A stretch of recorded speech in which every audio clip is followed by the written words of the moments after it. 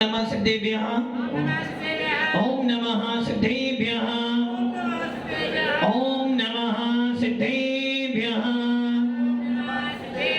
यदर्चा भावेन प्रमदतमनादर दोर्यः छनाता सिद्ध स्वर्गी गुणगण समध्या सुखनिधि लभन्ते सद्भक्त्या शिव सुख समाजं किमुतदा महावीर स्वामी महावीर स्वामी महावीर स्वामी गुरुवाह पंतनो नित्यं ज्ञान दर्शन नाहिगा चारित्राणं गंभीरा मोक्ष मार्ग उपदेशिका पंच प्रविष्टि भगवान की एक राधिनाथ भगवान की अंतिम सत्संगति भगवान महावीर स्वामी की उपदेश बाहुबली भगवान की आचार्य श्री कुंद कुंद भगवंत की आचार्य श्री विमल सागर जी महाराज की आचार्य गुरुदेव सन्मति सागर जी महाराज की तीन कामनो करोड़ मुनि राजों की द्वादशांगिनी मणि माता की बोली परम पूज्य देवी तपस्वी अध्यात्म विराज संत आचार्य भगवंत श्री सुंदर सागर जी महाराज की समस्त आचार्य संघ की भव्य आत्मा भगवान महावीर का शासन मिला है। भगवान महावीर का वो शासन मिला है जिस शासन के अंदर आपको मात्र वीतरागता की प्राप्ति का उपदेश दिया जाता है। भगवान महावीर का वो शासन जिस शासन में आत्मा की चर्चा की जाती है, आत्मा की साधना की जाती है और आत्मा को परमात्मा बनाया जाता है। भगवान महावीर का वो शासन जिस शासन के अंदर यदि एक बार भी आपने जन्म ले लिया है तो बचपन से लेके 55 तक की उम्र तक आपको नमोकार मंत्र सुनाया जाता है। भगवान महावीर का वो शासन जिस शासन के अंदर औरों की तो बात छोड़ो, यदि कोई दुश्मन भी हमारा हो उसको भी हम क्षमा कर देते। ऐसा भगवान महावीर का वास्तविक शासन, ऐसा भगवान महावीर का वो शासन जिस शासन में आने के बाद लगता है कुछ पुण्य तो करके आया हूं। भगवान महावीर के शासन में आने के बाद, उस वीतराग शासन में आने के बाद, उस दिगंबरत्व के अंदर आने के बाद लगता है कुछ तो मेरा पुण्य ना जाने अभी तक कहां भटक रहा था, ना जाने कौन कौन से पत्थरों को सर चढ़ाया था, ना जाने कौन कौन से देवी देवताओं को मैंने हाथ जोड़ा था, किंतु कुछ भी दवाई तो बहुत खाई किंतु आराम क्यों नहीं मिला आराम? क्योंकि अभी तक वास्तविक दवाई वाले के पास नहीं पहुंचे थे। आपको कान में दर्द है और आप कहां जा रहे हो? नाक वाले के पास जा रहे हो। क्या हुआ? इलाज तो करेगा किंतु वो इलाज आपके काम में नहीं है। वैसे ही मुझे वीतरागता की प्राप्ति करनी है, मुझे भगवान आत्मा की प्राप्ति करनी है, मुझे अपने आत्मा को परमात्मा बनाना है, किंतु भटक कहां रहा हूं मैं?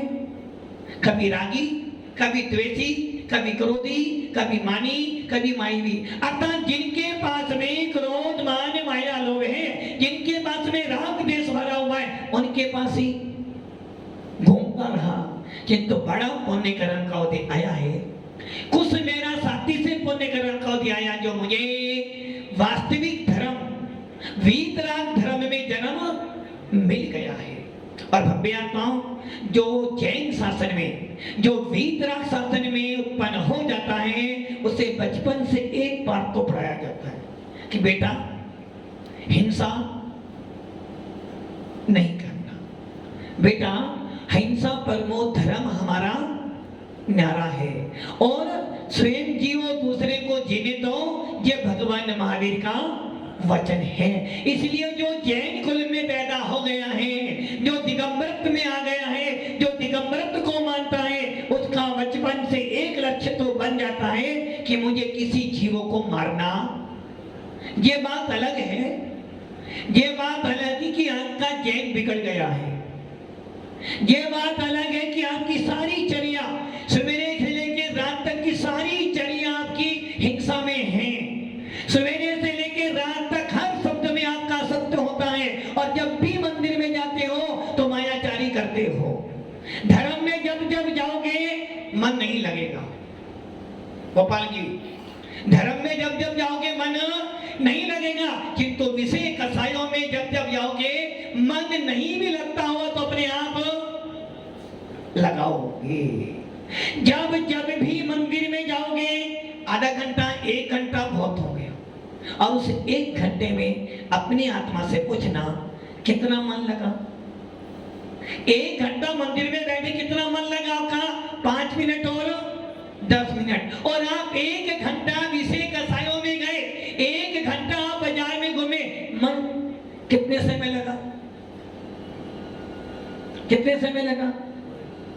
60 मिनट में से 58 मिनट तो मन तुम्हारा वहां लगा, 2 मिनट लगा नहीं ये कुछ भी।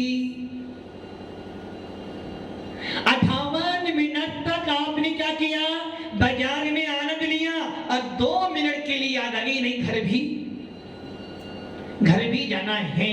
और जब मंदिर में आए 1 घंटा बैठे, उसमें से 58 मिनट तो घर जाना है, दुकान जाना है। मात्र 2 मिनट का लगाई आपने, 2 मिनट का लगाई भगवान में, और उस 2 मिनट के अंदर भी, उस 2 मिनट के अंदर भी निकल पा गया कोई मुझे देखने वाला तो नहीं है। मैं मंदिर में बैठा हूं, कोई मुझे देख रहा है कि देख रहा है? तो बोलो क्या पाया आपने? और बोल क्या रहे हो? तुम बिन में व्याकुल भयो, जैसे जन्मिन में जन्म जरा मेरी हरो, करो मोह स्वाधीन। अनंत चतुर्थी के धनी कौन है? अनंत चतुर्थी के धनी तुम ही हो सिरताज।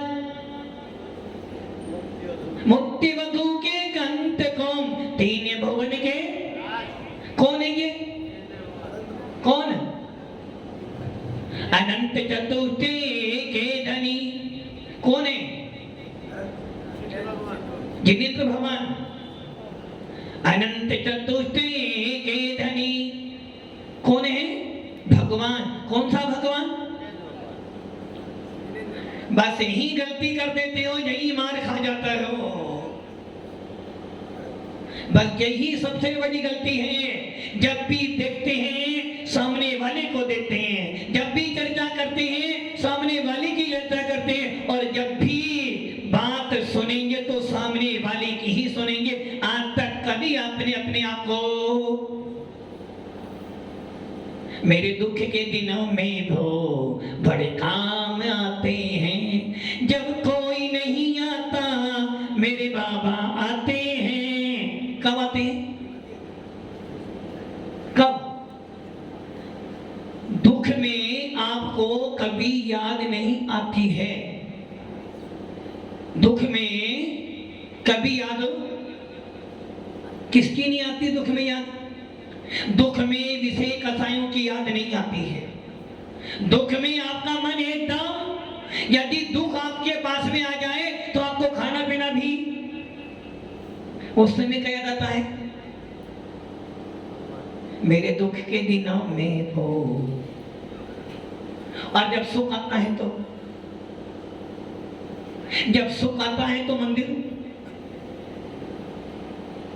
भूल जाते हैं। जितनी विशुद्धि से इंसान संकट के समय में धर्म करता है, उतनी विशुद्धि से सुख के समय में धर्म नहीं करता है। और यही मायाचारी आपकी इतनी बढ़ जाती है, जब दुख आता है तो आपको भगवान याद आते हैं। चलो मंदिर चलते हैं, भगवान कुछ करेंगे। तो भगवान भी कहते बेटा जब तेरे पास सुख आया था मैंने बुलाया था, तूने क्या बोल दिया महाराज? अभी तो मेरे पास इस नंबर की सारी लाइन व्यस्त है। जब सुख आया था तूने धर्म को करा तो सही, नाम कसाई के लिए क्या, मान कसाई के लिया, देखा देखी में किया। जबकि भगवान महावीर कहते हैं जैन शासन देखा देखी का और हम सारा धर्म, जब मुसीबत आती है देव शास्त्र गुरु याद आते हैं। जब कोई संकट आता है तो गुरु देव शास्त्र याद आते हैं। किंतु जब सुख आ जाता है तो हम सबको, किंतु ये ध्यान रखना, अभी आपने सुना था जब भी भाग्य बदलना हो, 4 उपाय बताए थे। कर्म का उदय तो आएगा ना। अच्छा, कर्म आया कहां से? कर्म कहां से आया? ऊपर से तो आया ना। कर्म भी तो कर्म देने वाला भगवान, कर्म फल देने वाला भगवान नहीं। कर्म किसने दिया आपको? आपने स्वयं किया। फल कौन देगा? भगवान देगा ना अपन को। कर्म करने वाला भी भगवान और फल देने वाला भी भगवान। भगवान के बिना तो पत्ता ही नहीं हिल सकता। कर्म किसने दिए आपको? भगवान ने दिए। फल किसने दिया? भगवान ने दिया। किंतु कौन से भगवान ने दिया? चर्चा इस पे करेंगे। भगवान कितने हैं? 2। एक बाहर वाला भगवान, एक अंदर वाला भगवान। तो कर्म किसने दिए? अंदर वाले भगवान ने। आपको बाहर का भगवान तो याद है, मंदिर का भगवान तो याद है, महावीर जी का भगवान याद है, किंतु आपको अपने अंदर आपका का भगवान याद। जब भी चर्चा करोगे भगवान अनंत तुष्टि के धनी तुम ही हो सिरताज, मुक्ति मधु के कंत तुम तीन भुवन के। अनंत तुष्टि किसके पास में है? किसके पास में है? भगवान के पास। मैं कौन हूं? हे वीर तुम्हारे द्वारे पर एक दर्श भिखारी आया है, प्रभु दर्शन भिक्षा पाने को 2 नैन कटोरे। आचार्य कुंद कुंद स्वामी कह रहे हैं अपने समय सार में कि हे आत्मान, जिस भगवान को तू देखता है, पूछता है, चर्चा करता है, वो भगवान निमित्त है। वो भगवान बाहर का भगवान है और बाहर की संपत्ति तेरे काम में आने वाली। बाहर का भोजन 1 दिन, 2 दिन, 3 दिन। घर का भोजन 365 दिन में से 3 कम कर दो। बाहर का भोजन 3 दिन, घर का भोजन 363 दिन। बाहर का भोजन आपने अच्छी तरह खाया, किंतु क्या हुआ? चौथे दिन पेट 3 दिन आपने दवा से खाया, चौथे दिन पेट। अब 3 दिन जो दवा के खाया था, चौथे दिन पेट खराब हो गया, सीधे डॉक्टर के पास गए, पैसा भी दिया, शरीर भी टूटा और टेंशन और ले ली। और घर का भोजन 363 दिन खाया, 1 दिन भी पेट खराब। तो बाहर की संपत्ति पर शासन करोगे दुखी रहोगे, निज संपत्ति में शासन करोगे आनंदित रहोगे, सदा इक्वल रहोगे। तो इसीलिए आचार्य कुंद कुंद स्वामी कह रहे हैं, भैया तूने जब भी चर्चा की है किसकी की, तो मैं बिने में व्याकुल भयो। किसके बिना? किसके बिना? भगवान के बिना। कौन से भगवान के बिना? मंत्री जी के भगवान के बिना। अरे भैया, उस भगवान के बिना तो तू रह लेगा, क्योंकि वो भगवान तेरे काम में नहीं आएगा। भगवान कौन काम आएगा? तो मैं बिने में व्याकुल भयो। किसके बिना? जो अंदर बैठा है। ये जो मशीन है, ये जो शरीर जो है, इसके अंदर एक चिप है। चिप, जिस प्रकार मोबाइल में चिप होती है, यदि चिप निकाल दो तो, मेमोरी कार्ड बोलते ना, यदि वो चिप निकाल दो तो मोबाइल काम करेगा। एप्पल का मोबाइल है, एप्पल का पारस भैया काम करेगा ना? नहीं करेगा। क्यों? मोबाइल तो है ना। चिप निकाल दिया आपने। और मान लो मोबाइल भी बहुत अच्छा है, चिप भी उसके अंदर है, बैलेंस भी है, किंतु उसकी बैटरी लो हो गई है। बोलो क्या हो जाएगा? काम एप्पल का मोबाइल है, काम नहीं कर। वैसे ही आपकी अंदर की आत्मा, ये जो शरीर है, इसके अंदर भी एक आत्मा बैठी है, जो आत्मा पूरी मशीन को मंदिर में बहुत गए, पूजन बहुत की, दान बहुत दिया, किंतु अंदर के भगवान को नहीं देखा, तो क्या फल मिलेगा? फल तो मिला, किंतु अंदर घर का व्यक्ति भूखा बैठा है और बाहर तुमने लाखों का दान दिया, बोलो क्या मिलेगा? क्या मिलेगा? बाहर के लोग प्रशंसा करें कोई मूल्य नहीं, तुम्हारी आत्मा तुम्हारी प्रशंसा करे तो तुम्हारा मूल्य है। दुनिया मुझे पूछती है क्योंकि दुनिया का काम करता हूं। दुनिया के पूछने से, दुनिया के करने से मेरे में अंतर होने वाला नहीं। यदि एक बार मेरी अंदर की आत्मा मुझे पूछने, समझना मैंने कुछ किया है। इसलिए बंबे आत्माओं, तुम बिन में व्याकुल भयो जैसे जन्मिन मेरा, किसके बिना? अपने अंदर के भगवान आत्मा के बिना मैं व्याकुल ही रहूंगा। जिस प्रकार घर का भोजन 363 दिन खाने के बाद भी मन नहीं भरता, और जो 363 दिन घर का भोजन खाता है उसे 3 दिन वो मजबूरी में खाना पड़ता है, किंतु याद तो अपने ही घर के भोजन की। वैसे ही भव्य आत्माओं, जिनेंद्र देव की अर्चना पूजा करो, जिनेंद्र देव की भक्ति करो, किंतु उस जिनेंद्र देव की भक्ति के साथ साथ में किसको पूजना है? अपने अंदर के आत्मा को भी। जय विदिताड़ो होएगे पथ में पड़े जो पाठ, धन्य दिनेश्वर देव तुम नासे करम जुआट। किसे नाश किए? हे जिनेंद्र देव, आपके द्वारे आया हूं। मैं जानता हूं आप वीतरागी हो, सर्वज्ञ हो, हितोपदेशी हो, और मैं भी कोई भिखारी बनकर नहीं आया हूं, मैं भी तुम्हारा पुजारी बनकर आया हूं। और मैंने सुना है श्रावक वो होता है जो वीतराग की पूजा करते करते करते मर जाए। हम तो वही काम करते हैं, सवेरे से ले काम तक बस जिनेंद्र की पूजा कर ली हम धर्मात्मा। साल में एक बार मरा के बाद चले जाओ गोपाल जी, और एक दिन तो पूरा था हमका 365 दिन। भव्य आत्माओं, ये ध्यान रखना, भगवान मंदिर का भगवान पूजनीय है, वंदनीय है, हमारे लिए आराध्य है, किंतु उस भगवान की छवि को देखकर, उस जिनेंद्र देव की मुद्रा को देखकर अपने अंदर के कोने में एक दीपक जलता है।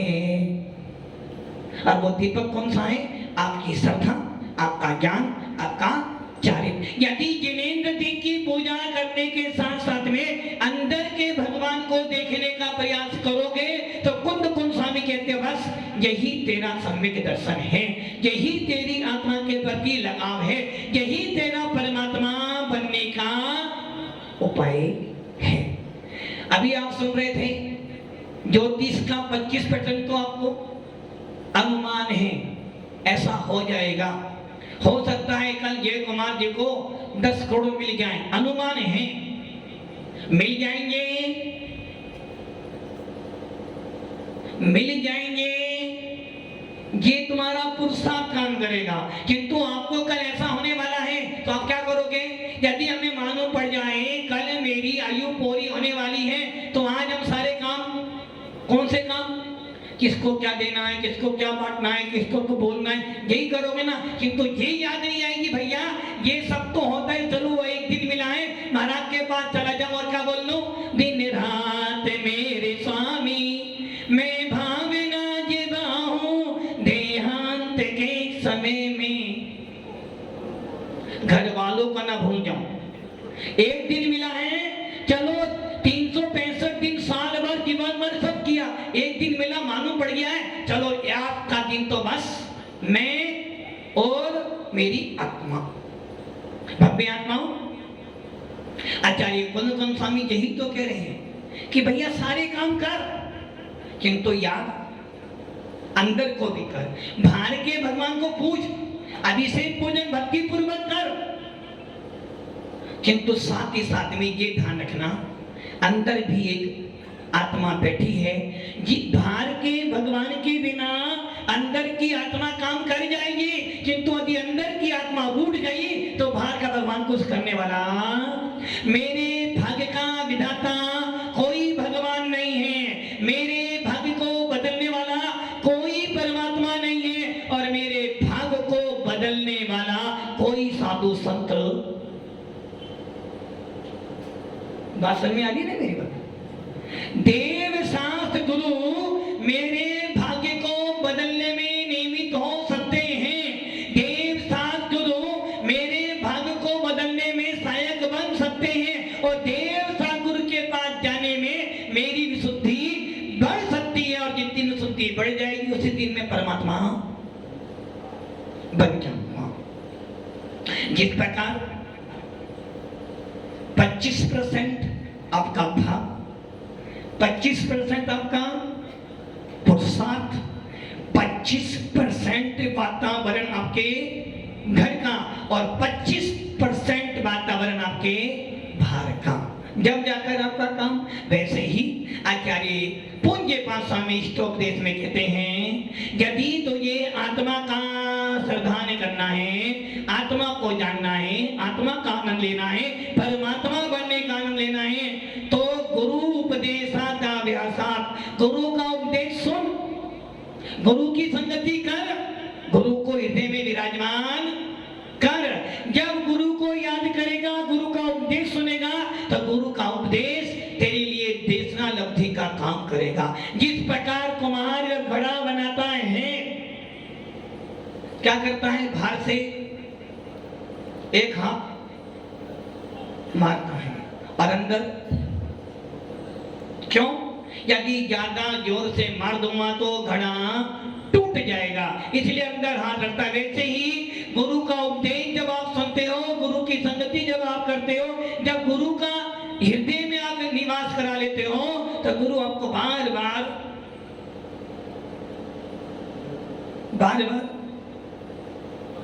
फूंकता है आपकी भाषा में। जैसे यदि आपको कहीं जाना हो तो बार बार बैल में जाओगे ना, यदि 1 नंबर तो 3 नंबर तो तीनों पे नंबर बार बार बैल दोगे। वैसे ही गुरु आपको उपदेश बार बार उपदेश देता है, वो उपदेश आपके अंदर की आत्मा में ऐसा लग जाता है कि वो देशा लब्धि आपके काम में आ जाती है और आपको सम्यक दर्शन भेद विज्ञान प्राप्त हो जाता है। और यही भेद विज्ञान आपको कहता है क्या? जानो देखो जाने, जानो देखो जाने दो, मैं भगवान आत्मा हूं, मेरा काम जानना देखना है, राग देश करना मेरा काम नहीं है। किंतु पंचम काल है, संसारों के बीच में रहता हूं, राग देश होता है, क्रोधमान लोभ होता है, किंतु जैसे ही गुरु को याद करता हूं वैसे ही मेरा राग देश डाउन हो जाता है। और जब घर को देखता हूं, परिवार को देखता हूं, तो फिर एकदम दूध पतीली में था, गैस पर आपने रखा, एक उफान आया, आपने क्या किया? गैस और तेज कर दी, लोग कर दी नहीं, लोग की नहीं मंदी कर दी। और यदि गैस को मंदी नहीं करा तो हमने थोड़ा पानी, बार बार उफान आ रहा है, बार बार आप क्या कर रहे हो? अग्नि कम कर लो। वैसे ही जब तुम्हारी आत्मा में विषय कसाई बढ़े, क्रोध बढ़े, मान बढ़े, लोभ बढ़े, तो क्या करना? स्वाध्याय को बढ़ा लेना, दिगंबर साधु के पास बैठ जाना, जिनेन्द्र देव के पास में चले जाना, जिनेन्द्र देव को देख देख कर, जिन वाणी को सुन सुनकर, परमात्मा को देख देख कर आपके अंदर में क्या भाव आ जाएंगे? तुम्हें बिन में व्याकुल भय। इसलिए बंपे आत्मा का आनंद लेना चाहते हो, परमात्मा बनना चाहते हो, तो ये सूत्र बांध लेना कि राग देश तो हो, उस राग देश से हम बच नहीं सकते, क्योंकि बचने वाले परमात्मा होते। राग देश तो होगा, कसाई तो उत्पन्न होगी, किंतु उस कसाइयों को, राग देश को समन करने के लिए हमारे पास 3 समर्थ एजेंट हैं। सबसे पहले जिनेन्द्र देव, उनके पास जाओ, फिर भी समझ में नहीं आता, जिनवाणी पढ़ो। और सबसे बड़ा एजेंट आज वर्तमान में यदि कोई है तो साधु संत, उनके पास जाओगे, उनकी वाणी सुनोगे तो मन में थोड़ा बहुत परिवर्तन आता है। इसलिए आचार्य कौन स्वामी स्पष्ट कह रहे, भैया यदि परमात्मा की याद करनी है, आत्मा की याद करनी है, तो गुरु चरण में बैठ, गुरु चरणों की संगति कर, गुरु का उपदेश सुन और उसका अभ्यास कर कर आत्मा से परमात्मा बन जा तो 3 काल में दुख आने वाला नहीं, सदा काल के लिए तो परमात्मा बन जाएगा। हम सब भी परमात्मा बने और अपना मोक्ष हमारे प्रशस्त करें। ओम नमः सिद्धेभ्यो।